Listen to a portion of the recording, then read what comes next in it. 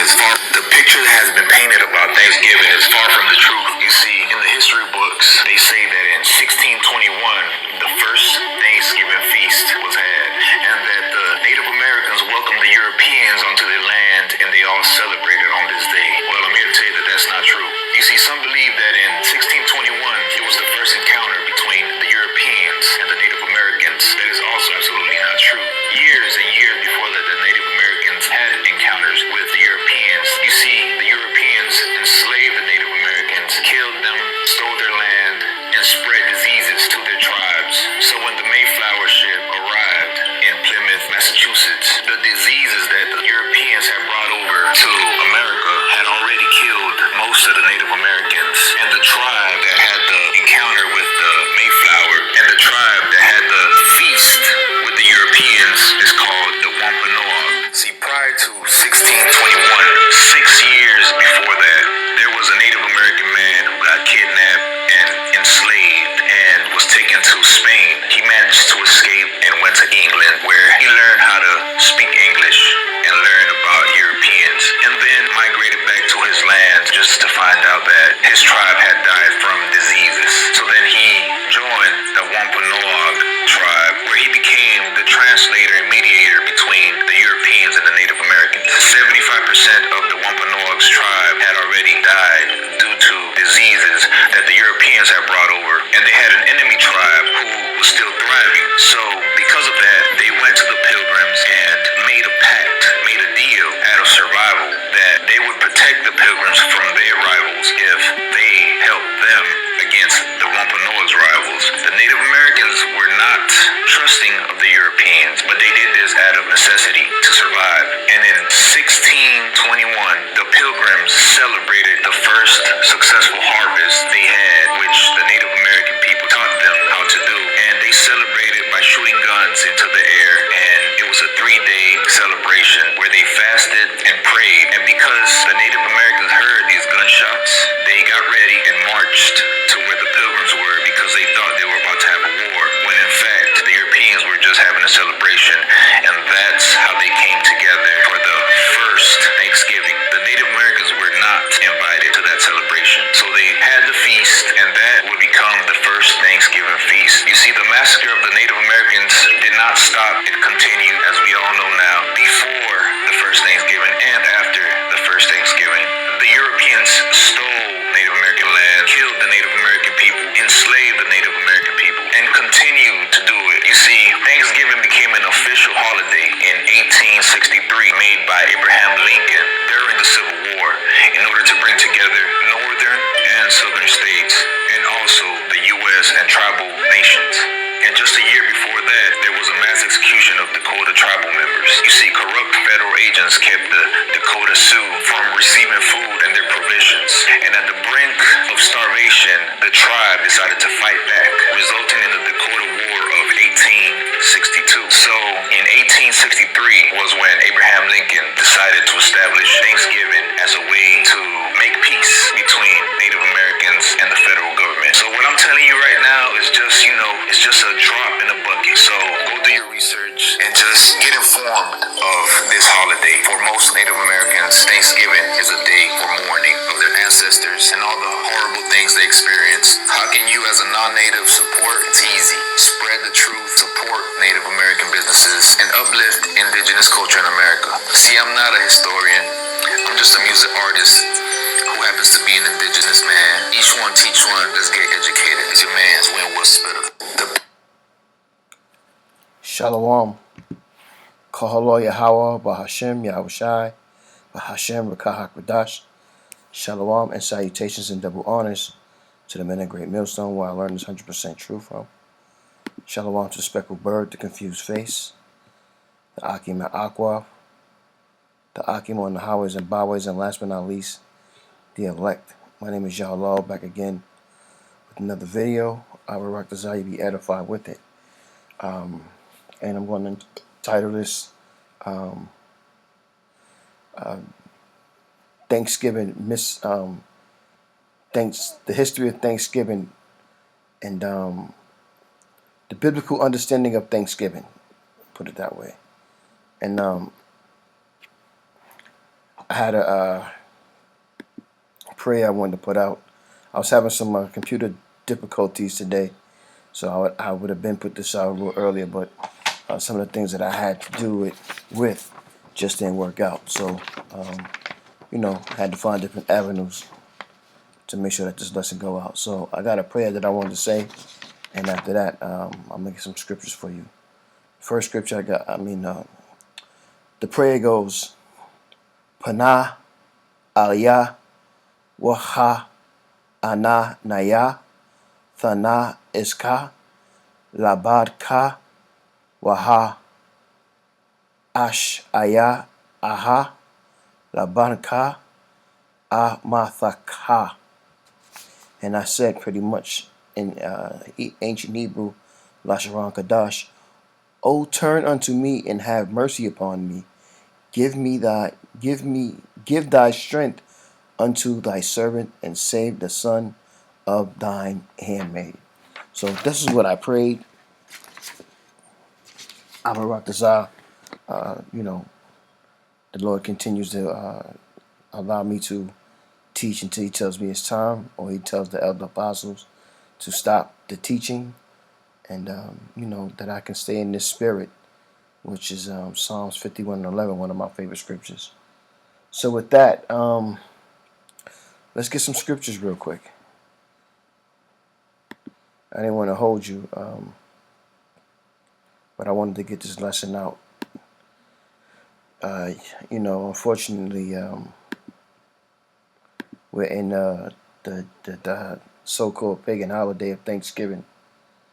And a lot of jakes are celebrating it, not realizing what they're celebrating, and then they pray over abominable foods and ask the Lord to bless them, and they're thankful for the pagan holiday that they're allowed to celebrate. So without further ado, man, let's get some scripture, and we're gonna move it like that. This is Amos 5:21, and it reads, I despise your feast days. This is Yahweh Bashem Yahushai. And I will not smell in your solemn assemblies. Though ye offer me burnt offerings and your meat offerings, I will not accept them. Neither will I regard the peace offering of your fat beasts. So, these offerings are not just, the bulls and goats and sheep. This is abominable foods. Like one of them I could think of is just the pig. You know what I mean? Because we're following out the heathen customs. Take thou away from me the noise of thy songs. So also, the music today has a very, very high, low vibration. Yahweh Shem Yahushua. If you listen to so-called black culture, black music, it's really a degeneracy sound. And I don't even like to listen to the music, but I can understand what Yahweh Shem Yahushua is saying about the music. For I will not hear the melody of thy vows, the voiles, but let judgment run down as waters, and righteousness as a mighty stream. So that's judgment pretty much on you jakes who celebrate these pagan holidays, and you go along with them. The Lord is going to destroy you for these types of things. Ain't nothing wrong with especially in these times, seeing the last of your family, but for you to commemorate and celebrate and to acknowledge these holidays as important holidays. You're praising another, you're praising the idol, and you're praising the God. You know what I'm saying? And that's one of the biggest laws you can break, is doing that. And Yahweh Bashem Yahushua is going to destroy you for it. Trust me. Isaiah, it's a precept, Isaiah 1:11, and it reads, To what purpose is the multitude of your sacrifices unto me, saith Yahweh? I am full of the burnt offerings of rams and the fat of fatty beasts, and I delight not in the blood of bullocks or of lambs or of the goats.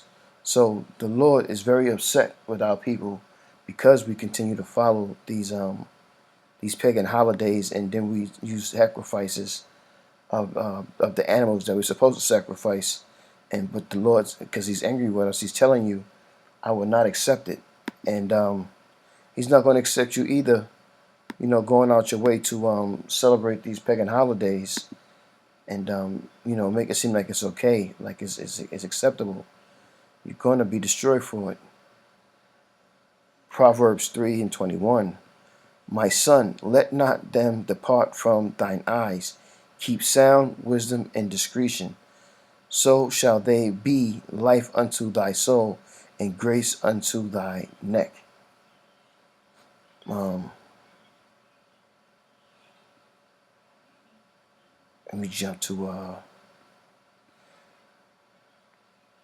Mark. That's not where I want to go. I want to go to Mark.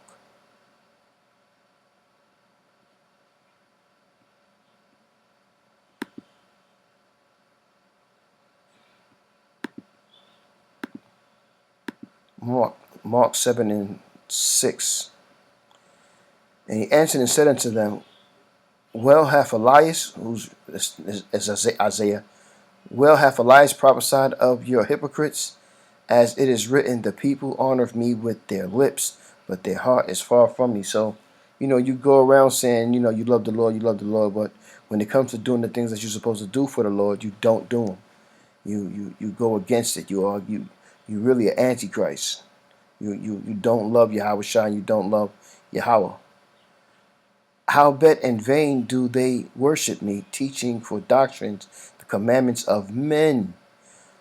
For laying aside the commandment of the Most High, ye hold the tradition of men, as the washing of pots and cups, and many other such like things ye do, and ye have said unto them full well, ye reject the commandment of the Most High, that ye may keep your own traditions.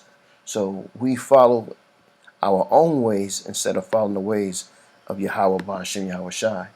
And this is a core reason why He's going to destroy 2/3 of our people, because we choose, number one, we don't fear the Lord, and we do not want to follow the Lord's statutes and commandments that was given to us.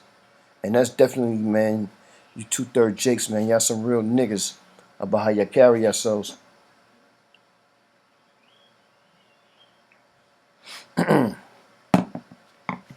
Salakia, Matthew 15:8. This people draweth nigh unto me with their mouth, and honoreth me with their lips, but their heart is far from me. That's because you want to do everything under the sun that the heathens do, not realizing that the Lord made them to be that way.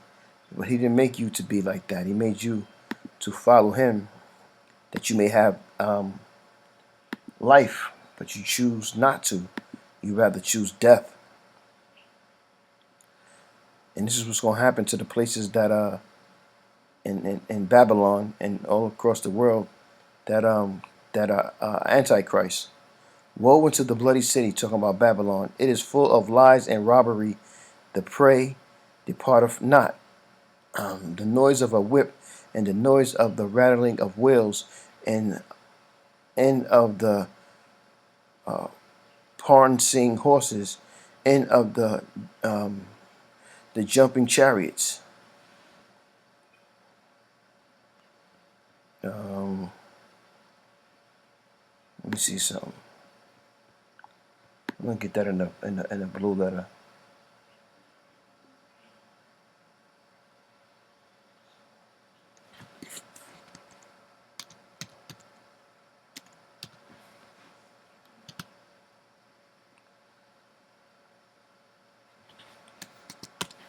Get that in the blue letter real quick. Yeah.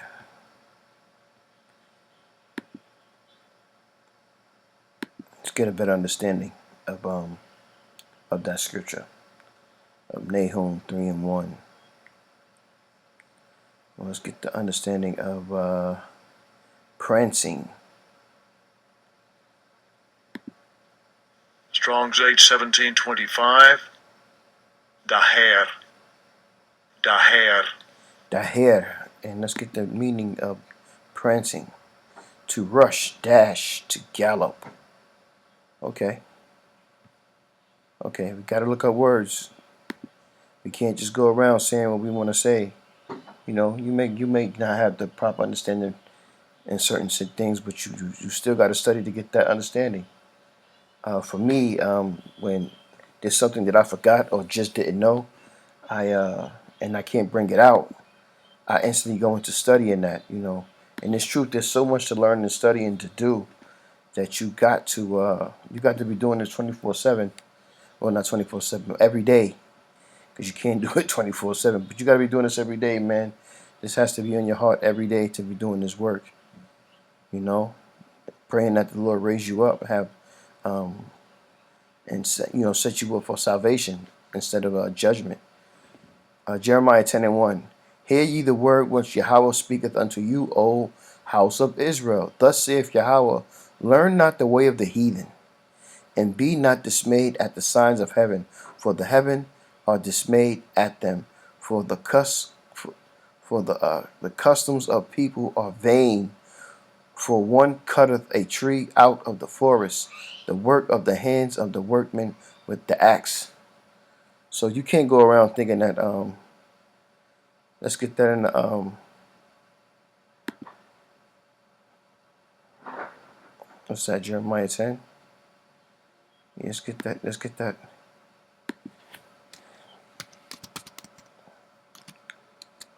see here. Let's see what it allow me to do it.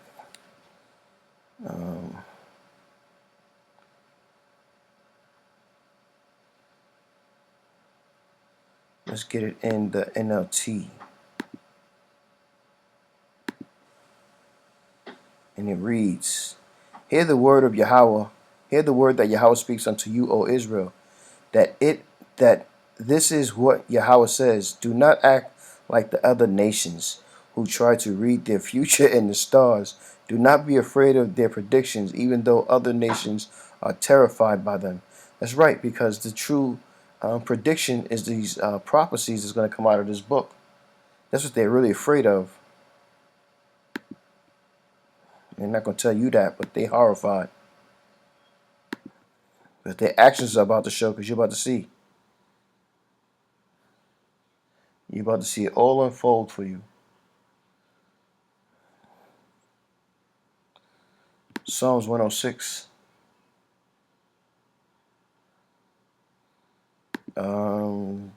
35. And it reads, but we are mingled among the heathen and learned their works, and they served their idols, which were a snare unto them. Yea, they sacrificed their sons and their daughters unto devils, and shed innocent blood, even the blood of their own, even of the blood of their sons and of their daughters, whom they sacrificed unto idols of Canaan, and the land was polluted with blood. Just like Babylon is. This place is polluted with blood, and it must be destroyed, man. It's going to be destroyed. Uh, let's see here. Let's see here. Let's see here. Revelation 9:16. And the number of the army of the horsemen were 200,000 and thousand, and I heard the number of them. That's 200 million when you multiply it. And thus I saw the horses in the vision, and them that sat on them, having breastplates on fire, and of incense and brimstone, and the heads of the horses were as the heads of lions, and out of their mouths issued fire and smoke and brimstone. Let's get that in the NLT.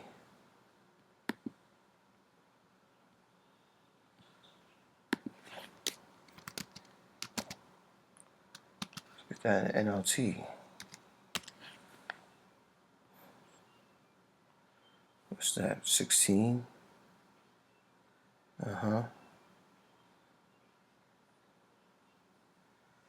Yeah, Revelation 9 and 16. I heard the size of their army, which was 200 million mounted troops. Those are 200 million missiles, which are the Lord's army. The Lord's army, that's why he's the Lord of hosts. The Lord's army is all those nuclear ICBM missiles that John seen. In my vision, I saw horses and riders sitting on them. The riders wore armor that was fiery red and dark blue and yellow. The horses had heads like lions, and fire and smoke and burning sulfur billowed from their mouths. Um, 1/3 of all the people on earth were killed by these three plagues, by the fire and smoke and burning sulfur that came from the mouths of the horses. Um, what's that, 13? 16?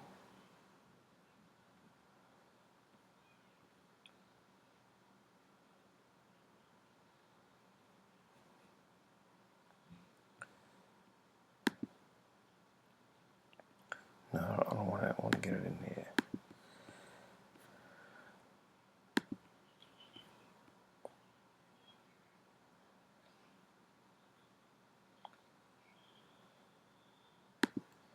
Psalm 68.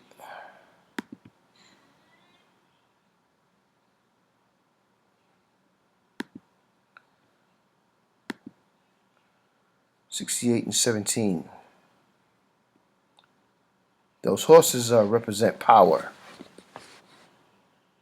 That's the spirit. The horses represent power. Um, Psalm 68 and 17, and it reads, the chariots of the Most High are 20,000, even thousands of angels. Yahweh is among them, and as in Sinai and the holy place. Thou shalt ascend on high. Thou hast led captivity. Thou hast led into captivity. Thou hast received gifts from men. Yea, for the rebellious also, that the Lord Yahweh, Bahashem Yahushai, might dwell among them. Blessed be Yahweh, who daily loadeth us with benefits, even the Most High of our salvation, Salah. So the Most High is for us, man. And we're about to enter into Jacob's trouble. So the Lord is showing you signs to get to keep working. Work. You got to sometimes you got to work harder than what you claim to be working. Well, at least that's the attitude I have about it, man. Because the signs are there to show you that Yahweh Shah is coming back. But I'm gonna end it right here. Let me get it in here.